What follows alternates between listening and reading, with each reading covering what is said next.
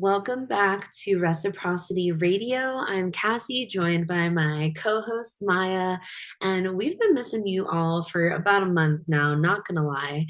Thank you so much if you're tuning back in. It has been a very wonderful summer. We've been permaculturing, we've been camping, we've been recharging the batteries to show up more fully and share more of what we love and why we are so passionate about our beautiful earth with you.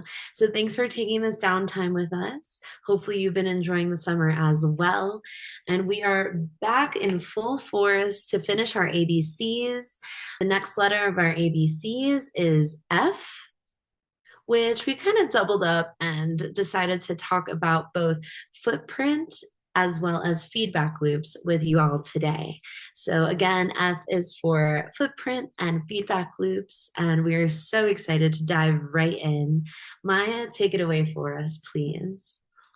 Will do. And can I just say, I missed everyone who is listening. I've missed Cassie this past month. It's just been so hard to be away, but I'm so happy to be back. And yeah, that recharge moment was definitely needed. And I just feel like, the reason why we decided to double up on footprint and feedback loop is because like they both kind of interact with one another. They both have like this interconnected energy, I guess, let's say. So let's start off with footprint. You probably have heard like carbon footprint thrown around here or there, and it's like, what does that really even mean? Just to put it really simply, a footprint is really just your impact. It's what you leave on, it's the mark that you leave on the planet, whether that's daily, at the end of your life, what have you. It's every meal you eat, every ride you take, the resources that are extracted for your daily uses, and the waste that you leave behind. And, your footprint isn't just about you as a person. Corporations also have their footprints, and it goes across the whole supply chain. And when you buy a cheap t-shirt, let's say from like Temu or Shein or one of those fast fashion places, that footprint includes like the water that's used to grow the cotton or whatever they're making their materials out of. The fuel that ships it across the ocean, that also adds to your footprint and the chain's footprint. The factory that made it and the energy used there. And eventually the landfill where it just ends up because that is our waste system right now. So your footprint is the sum of all of these invisible steps. And so I think that's really important to remember. And that sounds also really daunting, right? It's like, what does that even mean for me? I think the good news is that like a footprint can be shrunk, right? It's not permanent. You're not like tied to buying from these places or, making your footprint so big. You can shrink it, and it happens with your everyday choices and where you decide to spend your dollar and how you decide to spend your time. And so, I mean, there are so many different ways to shrink your footprint, but I think Cassie has like a really good view on it because she recently read a book by the one and only Greta Thunberg, the climate book.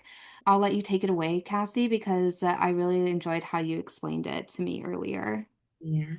Yeah, so I just love the soul that Greta Thunberg has. In another life, I wish that I could be as vivacious of an activist as she is, since she was itty bitty. And it makes me so happy because I think that she justifies the rage and urgency that we should and can feel if we wish to about our situation on the planet. And within the climate book by Greta, she makes the very important distinction that yes, our carbon footprint is the total greenhouse gases that we each are responsible for. But according to her book, she challenges us to really think of this in a more critical lens, right? This concept was partly popularized by the fossil fuel companies, where they push this onto the agenda of our media and made it so commonplace where, yes, you've heard of it, but what does that really mean? And then ultimately shifting the blame not to anyone else but the individual. And that's a problematic space to be in because that's why we feel all this eco grief, why we feel such a responsibility, those that do connect with the planet and environmentalism of all shapes and sizes and flavors.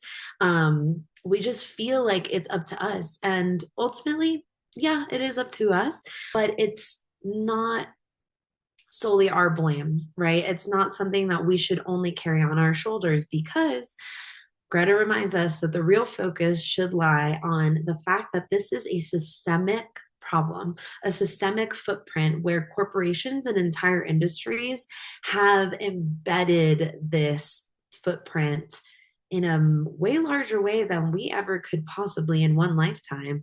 I think I've said this in past pods, like the carbon footprint that we end up leaving in one lifetime is equivalent to like one day of, and collectively, one day of an industry's or a corporation's footprint. And so, yes, it is up to us, and every action matters, but really, we need to look at it in a bigger picture where this is a systemic problem. Those that have done the damage should also be held accountable, and sometimes we don't know where that blame should lie, but it shouldn't be on the individual but on the system. And so we want to take those steps back so that we can give y'all a better picture as well. And so that's where we can bring in to start to understand this massive interconnected web of problems. We'll call them wicked problems. The best way to really understand them is through feedback loops. So that's the second part of today's educational experience. So, feedback loops are nature's self reinforcing cycles that accelerate warming ultimately. A prime example here might be the Arctic permafrost thaw, where warming of this permafrost releases trapped methane. And methane, a very potent greenhouse gas, causes more warming. It gets a more rapid acceleration within this warming cycle, and that thaws more permafrost. So you see how it's a snowball effect. It's a vicious cycle that ends up spiraling out of control, and that's where we live today at this very moment of now. And so, Maya, if you want to take us a little further into this understanding of feedback loops, that would be so helpful. I would love to. Yeah, I think you started us off on like a really good note. Yeah, feedback loops seem a little less familiar, I think, to most of us, but just stick with me because it actually is kind of exciting. So, a feedback loop is when an action creates a result, and that result either strengthens or weakens or stabilizes the original action. And here's the key thing to understand that there's two kinds and they work kind of in opposite directions. First, there's a negative feedback loop. And when I say negative, I don't mean bad at all. Actually, it means something kind of good here. It means that it stabilizes. So, in a scientific sense, a negative feedback loop is the stabilizer. It pushes back against change to kind of keep the system at balance. So kind of think of a thermostat, I would say. When the room gets too hot, it kicks on the cooling and it brings it back to equilibrium. And equilibrium is just a fancy scientific word for stabilization, where everything kind of works harmoniously. And, negative feedback loops are what keep systems healthy. Even think of our bodies. Like when we overheat, we sweat. We're trying to get back to a good temperature for our bodies and get back to that equilibrium. Negative feedback loops are low key, like quiet on the creek. They're not doing too much, but they're doing the essential work that is needed in that system. Then there's a positive feedback loop. And again, I don't really mean good or bad when I'm saying these things. Positive feedback loops mean amplification. So this is when an action creates a result that strengthens the original actions or amplifies it. So it grows and it accelerates. Think of a snowball going downhill. It starts small, but as it rolls, it picks up more and more. It gets bigger, it rolls faster. The more it grows, the more it can grow. And there's a little caveat here, right? In our climate system, we've got some pretty scary positive feedback loops running, as Cassie mentioned. As the planet warms, our ice is melting. And why does that matter? When ice melts, there less sunlight gets reflected back into space. So the planet warms even more. And that's a positive feedback loop. And it's pushing us towards a tipping point. And a tipping point is the moment where a system changes so much that it really can't go back, or it's really difficult to get back to.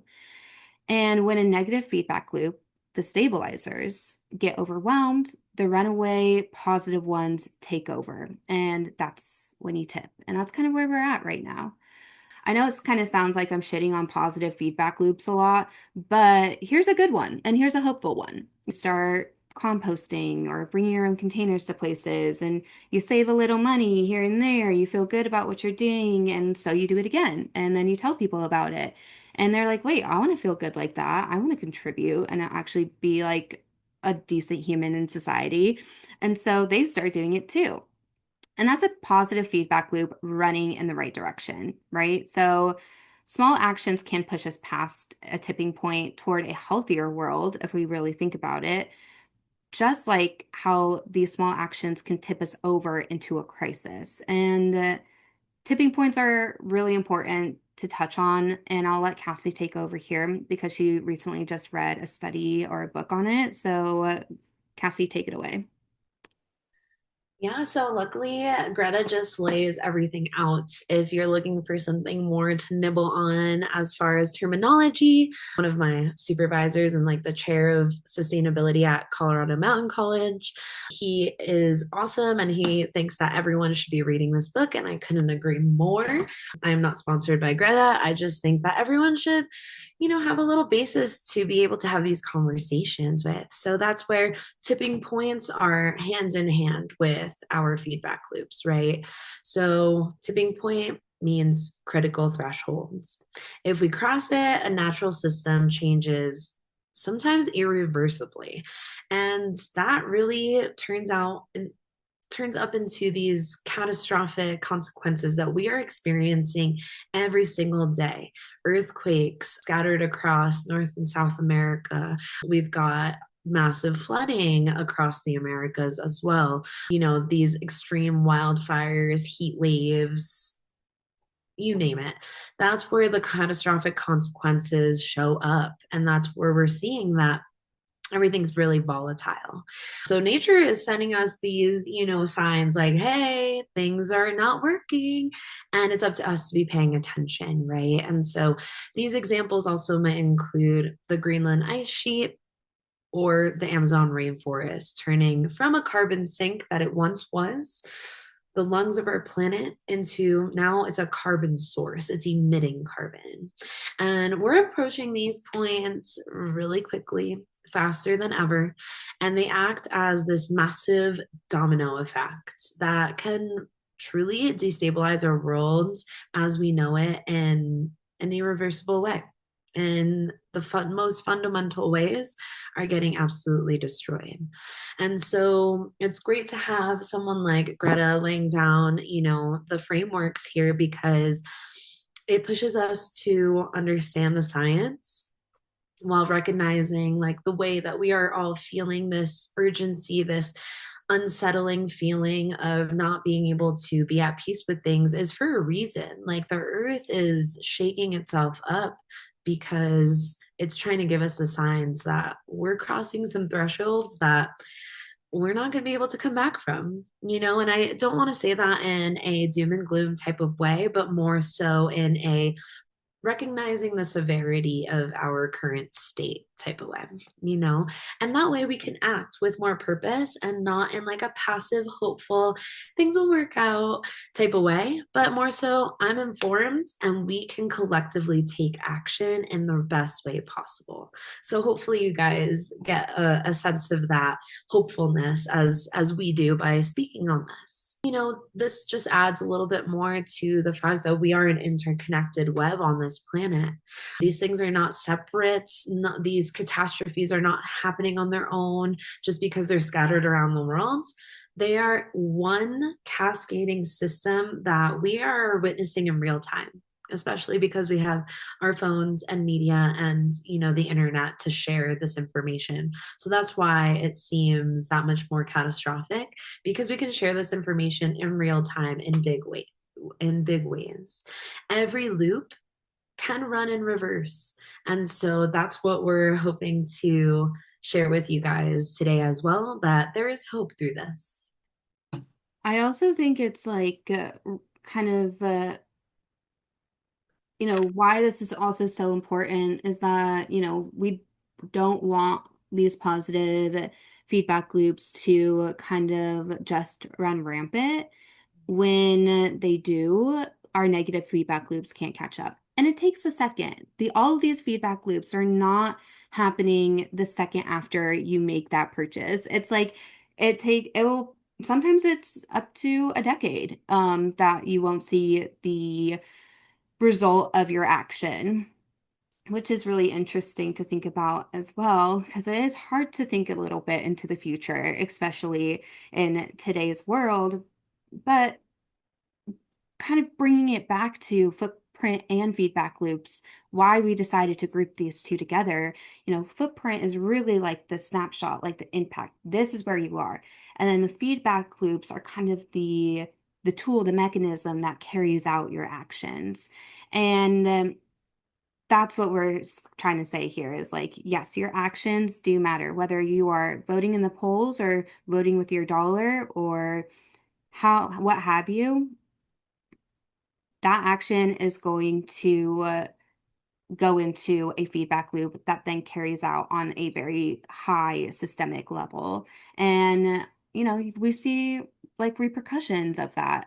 We also see, good things come from it as well, but like a stabilized like ecosystem or something of the sorts, people cleaning up rivers and bringing it back to what it was and whatnot. But, at the end of the day, what we're experiencing on a bigger systemic level is that these feedback loops, positive feedback loops, are just being out of control right now. Yeah, and the more that individuals do take action, yes, I feel that the brunt of these effects has been caused by much larger institutions, let's say. The individual action does matter because we're looking to slow these feedback loops. And that only happens when we collectively say, hey, this is how we can do it. Let's go ahead and try to see how we can um, reverse as much as we possibly can. For example, reducing our footprints drastically will equal less warming. So that might mean the permafrost will stay a little more frozen or stay frozen for, a little bit longer than we're foreseeing right now. So that means that feedback loop is slowing down. So that gives us time to act and continue, with efforts that really can make a difference in our current state. Reducing the warming and giving us more time before another tipping point happens is really the name of the game at this point. We want virtuous cycles, which means each good action will strengthen the next. For example, adopting renewable energy will lower costs, which means more people can adopt renewable energies, which will show up in cutting emissions faster. So these things, as long as we're showing up, they can happen within our lifetime. I love that, like a while ago, Maya, you said, I think we were talking about the year 2100, being like a massive checkpoint for tipping points, as far as the coral reef, permafrost, you name it. And I love that you were like, that could still, like, I could see that. Like, it's possible that, you are 25 right now. That 26, but I'll say 25. is, but I hope you live to be 100, but it's possible that you could see these effects take place, that you could see a change that you made, a decision that you made today in the year 2026 take place within your lifetime. So that's the hope. And, there is no neutral ground. We are absolutely actively in a positive feedback loop as we speak, but the system is interconnected. And that means that positive action doesn't have to be a linear thing where it drops off because of an administration, let's say. Every action can be still an exponential experience of good. And so every ton of carbon that's not emitted, every forest that we keep intact, will help the risk of multiple tipping points at once. And we don't know what these tipping points necessarily exactly are. We can guess and guesstimate with science, which we're so grateful for scientists for that. But that doesn't mean that we can't aim to, like, for them, right? Aim to curb them. We have to reverse the course before we find out what those tipping points are. And that interconnectedness can be a bit daunting and overwhelming at times. But I think that if we, stay on the hopeful side, we can see that collective action is really our superpower here. And so the more we come together and each decide to do one thing, two things in our daily lives that can contribute to the slowdown, I think that could be our superpower. Most definitely. Every time you choose to repair instead of replace, or borrow instead of buy, reuse instead of discard, you're like, yes, you're shrinking your own footprint, but you're also feeding a feedback loop, and you're just showing people around you that this is possible. What we're doing here is possible. You're building momentum within your own community as well. And that momentum over time is what crosses or keeps us from crossing tipping points, right? So you don't have to overhaul yourself this week, but I mean, personally, and we would like to maybe challenge you to just pick one thing, one decision, one day. That's more than you did last time. Don't have to show up perfect for it either, please. No, it's all just about participating and showing up as you are. That's what we need. That's what we're looking for. And if that's just like not eating meat for a day, great. Yeah, you're doing good. You're not contributing to the amplification of this, like, of the greenhouse gas positive feedback loop, right? You are help stabilizing the planet a bit more, which then has trickle effects for you as well as a person and for your community. So, whatever it may be, check out our social medias. Well, actually, we might be staying off the socials for a little bit, but if Anti. you're interested and you need, like, check our social medias. I'll post something on like how to reduce your footprint, just like a small action that you can do this week. And I'll share what I'm doing this week. I am not going to buy meat this week, and so I'm not giving money to big ag and the big corporations that are polluting our planet.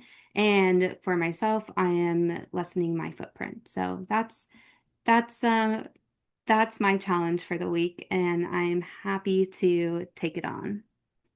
Yeah, I mean, and if you are going to buy meat, Maya, maybe the farmer's market or a locally sourced option can be up your alley. Hey, That's that's a where great I already idea. bought meat this week, literally today. So, but I chose to go to Whole Foods instead of the city market, and they have local options at least. And then I can, diversify my money and, voting with your bills, as Maya, has put it. Like, follow the way that your money is contributing to these loops. Follow the way policy contributes to these loops.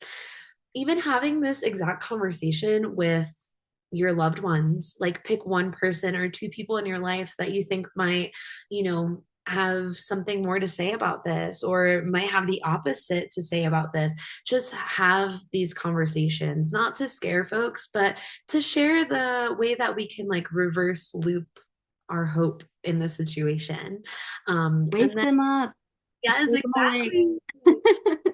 I love that, we always emphasize perfection is not the name of the game. It's about interacting, it's about community, it's about engaging with these topics actively. Because even just here, Maya's actions and my actions, maybe this week I will choose to not only myself but force my partner to eat plant-based because he loves meat.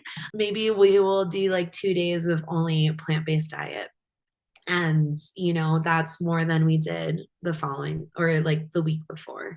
And our collective actions just right here between Maya and I, and then educating ourselves on maybe some policy that is up in the air within California or Colorado that deals with any of these feedback loops, is a positive feedback loop all in of itself. Talking about, no, I love that. Talking about policy, I do know, I'm pretty sure this petition is still up, but it's the make polluters pay policy. And it's really just what it sounds like, making big corporations that pay for what they're doing, for the damage that they're inflicting on our climate and our communities. Great. That is you like contributing and being part of a feedback loop and Maybe put lessening that your footprint. show notes, and if you feel called, let's just sign that petition, and that's already engaging actively in a better feedback loop situation. Hell yeah. That's basically F though, right? Footprint and feedback loops. Your footprint is the mark you leave on the world, and it can always get smaller. It can also get bigger, so watch out. Negative feedback loops are our stabilizer, positive feedback loops are our engine that can carry out all these actions and amplify them. And just remember that, small action is better than no action. It beats it by a mile, by a landslide, if you will. And so, yeah, we'd love to hear how you're shrinking your footprint. You can find us on our socials at Reciprocity Lab across it all, except for X because it's evil. And Thank comment what you. you're doing. We want to be inspired by you. Yes, please tell us what's going on in your life and the world around you, because we can't be everywhere, but we love to know what's going on. Go outside, touch some grass, Hug call a your mom, pet your dog. I don't know. Give a call to a long distant friend and just cultivate those. share this Share time with your loved ones, and then get on the phone and talk about it. And yeah, just get into it, get into all of it. Life is so fun if we're participating, and if we're that's doing it together. It makes it a lot easier, I promise. true, Just guys. it's worth it is worth it to cultivate those reciprocal relationships around you, whether it's with other people or the earth. That's all we have for you guys today. We love you and we're so excited to be back. And thanks for caring. Mwah. Till next time.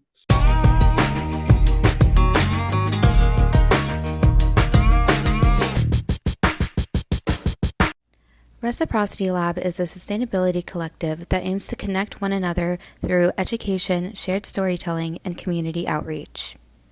If you enjoyed today's episode, be sure to follow us on social media. The links are in our bio. Today's episode was co-created by Cassie Fetchick and Maya Morrissey, with editing done by Maya Morrissey. Artwork for that podcast is done by Zoe Coyle. Until next time, thanks for caring.